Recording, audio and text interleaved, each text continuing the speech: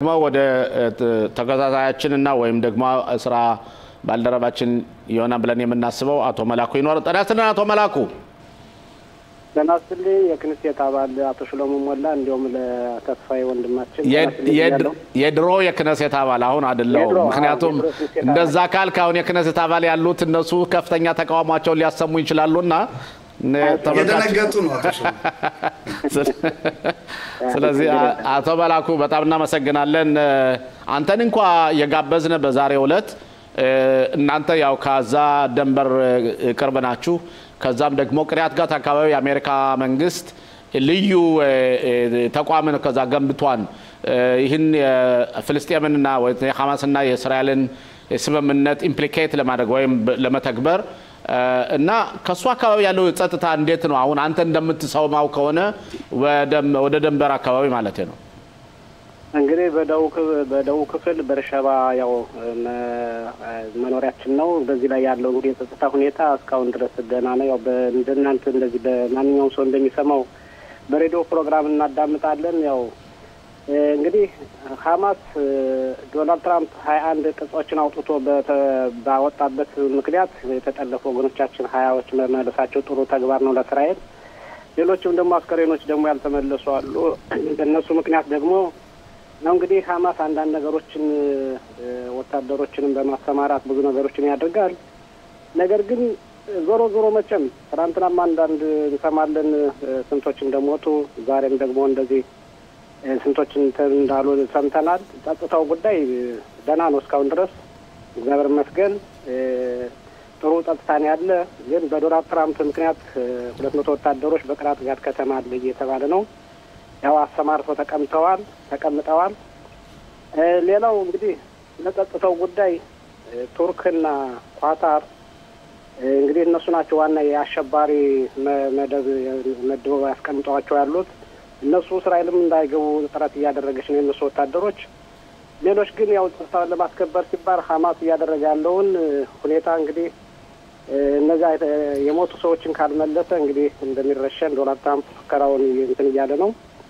እንግዲህ እንደ እግዚአብሔር ፈቃድ በርሻባ አሁን በጸጥታው ሁኔታ ደህና ነው ብዬ ነው ማስበው ሌላው ወደ ሌላ ጥያቄ ለውሰድህና እንደሚታወሰው በኢራንና በእስራኤል ፊልሚያው ውጊያ ላይ በ12 ቀን በተካሄደው የሶሮካ ሆስፒታል በከፍተኛ ደረጃ ተጎድቶ ነበር እና ያ ሆስፒታል እንደገና መልሶ ተገነባ ወይ አገልግሎት እየሰጠ ነው ከሆስፒታሉ አካባቢ አንተ ከዛም ስለምትሰራ ያለው ሁኔታ እንዴት ነው የሚሰጠው አገልግሎትስ ሙሉ አገልግሎት እየሰጠ ነው ቦታውስ በደም ተገንዝቦ ባለፈው የገንዘብ ሚኒስትር ጋር ክርክር እንደነበረና ቦታው እንዳልተመለሰ እየተገነባ እንዳልሆነ ነበር የሰማነው ምን ነገር አለ በዚህ ላይ ሶሮካ ሆስፒታል በእውነቱ ነገር በአምስተኛ ኮማ ወይም ስድስተኛ ኮማ በከባድ ሁኔታ ላይ ነው የተመታው እስካሁን ድረስ ከራሱ ነው የተመታው እስካሁን ድረስ ማንም ሰው የደረሰበት የለም ግን ቀስ በቀስ ቲኩን እያደረጉ እየጠገኑ እየተቃረቡ ነው ያሉ የሥራ መደባቸውን በየማህላካውን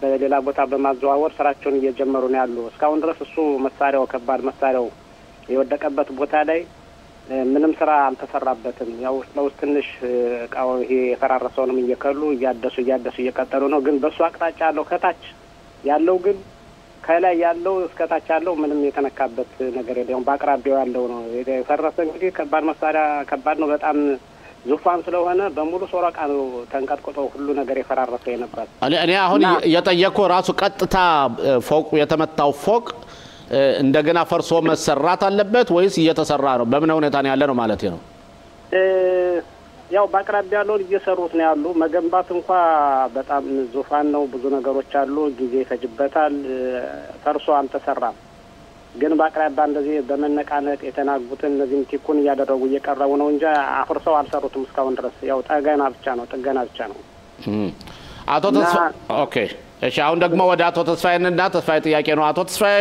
አቶ መላኩ የምትጠይቀው ጥያቄ ካለ ጤና ይስጥልኝ አቶ መላኩ ከረጅም ጊዜ በኋላ ዛሬ ተገናኝተናል።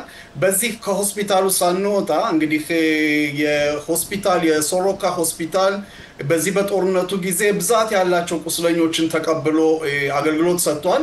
በአሁን ሰዓት ሁኔታው እንዴት ነው? ብዛት ያላቸው ቁስለኞች አሁንም በማገገም ላይ ይገኛሉ ወይስ ብዛት ያላቸው ተለቀዋል? ከናንተስ ጋር ያለው ግንኙነት እንዴት ነው? በዚህ ቁስለኛችሁ ውስጥ የኛም ህብረተሰብ አሉበት ወይ?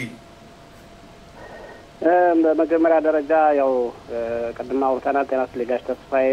እንግዲህ ሶሮካ ሆስፒታል በደቡብ ክፍል ትልቁ አንደኛ አለ የሚባለው እሱ ነው እና በሁለት በሶስት አይነት ካብራን ሄብራ እያስተናገደን ያለ በየጊዜው እንግዲህ ጦርነት ከተደረገ ጀምሮ 2 ዓመት ሙሉ በሙሉ እንግዲህ ሄሊኮፕተር ነገዳቢ ዳዶም ያልሽ ሄሊኮፕተርም ሆነ ቁስሎኞችን እያመጡ የምታስተናግድ ሆስፒታል ነው።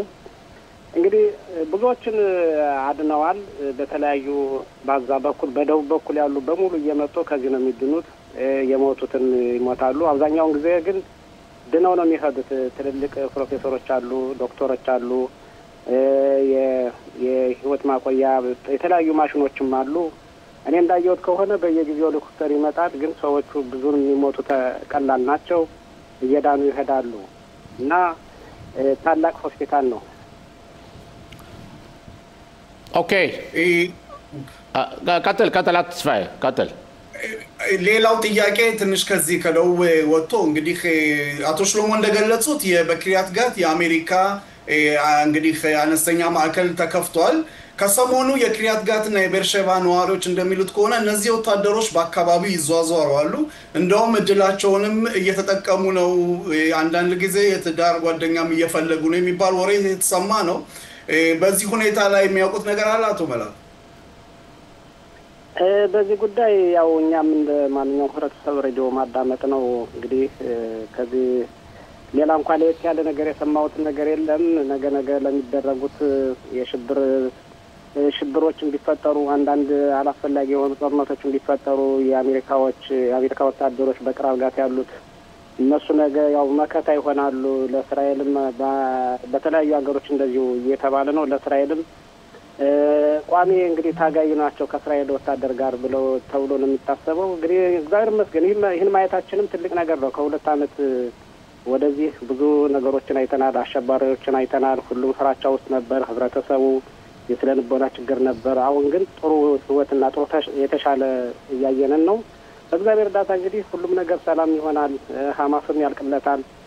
እንግዲህ ወደደ ጠላ እስራኤል አሁን ነው ሐማስን እንግዲህ በተባለው እንኳን የተጠለፉ ዜጎች በፊት እነሱ መከታ አድርገው ሲታገሉ ነበር። ብዙ ወታደሮቻችን ሙተዋል፣ ብዙ ልጆቻችን ሙተዋል። አሁን ግን የተጠለፉት ወገኖቻችን ከተለቀቁ በኋላ ሐማስን እንግዲህ ከነጭራሹ ለመደምሰስ ያመች ዘንድ ምክንያት አድርጎ እነዚህ 13 አስከሬኖች ያልተመለሱ አሉ።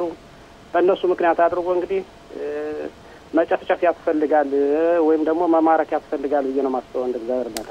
አቶ መላኩ አንዲት አጠር ያለች ጥያቄ አለች፣ እሷን ትመልስልኝና ውይይታችንን እንጨርሳለን። አሁን ባለንበት ሰዓት ውስጥ የእስራኤል ማህበረሰብ የጦርነቱ እንደገና የማደሱ ሁኔታ አስክሬኖችን በተለይ በሰዓቱ ሐማሶች አለማምጣታቸው አንተ የምትኖረው አካባቢ ሰዎች እንደገና በአስክሬኖች ሁሉ ለመመለሳቸው ጦርነቱ መታደስ አለበት ነው የሚሉት ወይስ አስክሬኖች የቀሩት ባይመለሱም ወደ ሁለተኛው ደረጃ ስምምነት መካሄድ አለበት ነው የሚለው? ሰው ምን ይላል? የጎረቤቶቻችሁ አንተ የምትነግሩት ስራ ቦታ የምታገኛቸው ምን ያስባል ሰው? እንዲያውም ይገርምሃል የቀድሞ ክስቴት አባል ሽሎም ወላሂ ይገርምሃልና ህብረተሰቡ እንኳን ባለሁበት በደቡብ ክፍል ሳይቀር በተለያዩ በመርካዝም በዚያም እየርኩም ሰማው እንኳንስ በህይወት ያሉ ወገኖቻችን ተለቀቁልን እንጂ እንዲያውም ህይወቱን እንግዜ ነው።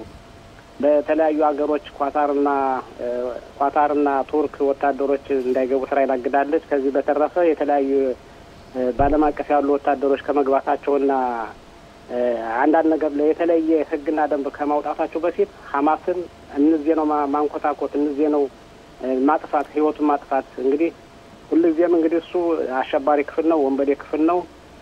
እነዚህ ነው ማጥፋት እያሉ ነው ሁሎች። ለምን እስራኤል ዝም አለች? ለምን እስራኤል እንዴት እጇን አጥፋ ዝም አለች? አሁንም እንዲያውም ባለፈው በ20 በተመለሱት ትክ የተለቀቁ እስረኞች ናቸው እንዲያውም ዛሬ ወታደር መታ የተባለ እነዚህን ህብረተሰቡ የሚለው ምንድነው ተሎ እስራኤል ተሎ እነዚህ ማጥፋት ነበረባት እያሉ ነው የሚለው። አቶ መላኩ በጣም እናመሰግናለን አብረን ስለቆየው። በእርግጠኝነት ለወደፊቱም እንጋብዝና እሱን አካባቢ ሁኔታ ተቃኝልናል። እናመሰግናለሁ በጣም። እኔም አመሰግናለሁ።